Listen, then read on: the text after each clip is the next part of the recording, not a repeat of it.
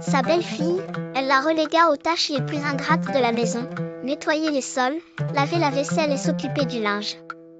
La pauvre jeune fille dormait dans un grenier sur une simple paillasse, tandis que ses demi-sœurs avaient des chambres luxueuses avec des lits moelleux. Malgré tout, la jeune fille supportait patiemment ces mauvais traitements et n'osait se plaindre à son père, qui était dominé par sa nouvelle épouse.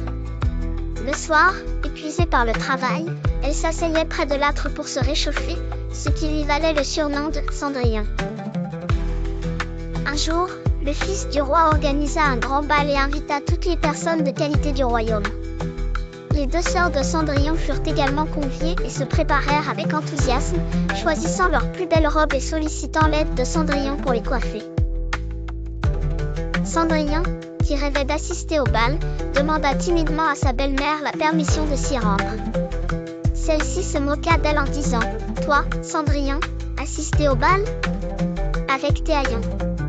Les sœurs ricanèrent et partirent pour le palais, laissant Cendrillon en larmes.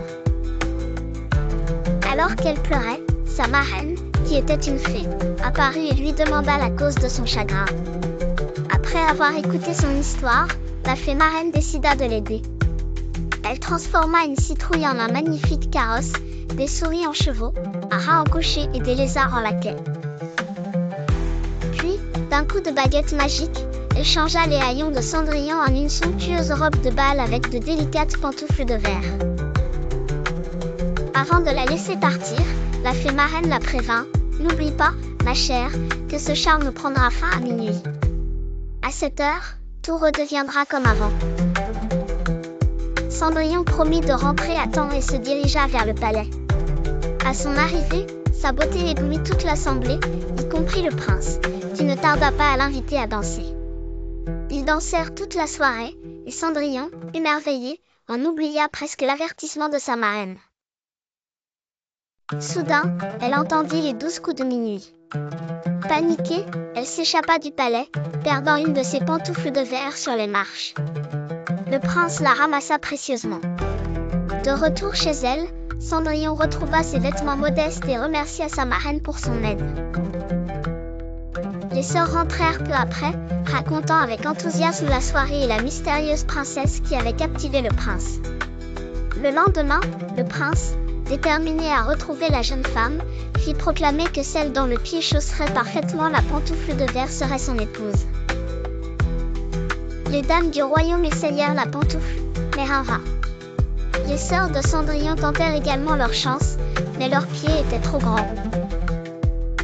Cendrillon demanda alors timidement à essayer la pantoufle. Ses sœurs se moquèrent d'elle, mais le gentilhomme chargé de l'essai, voyant sa beauté intérieure, accepta.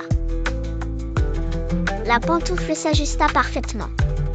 Cendrillon sortit alors l'autre pantoufle de sa poche, et à cet instant, sa marraine apparut, transformant ses vêtements en une robe encore plus magnifique que la précédente.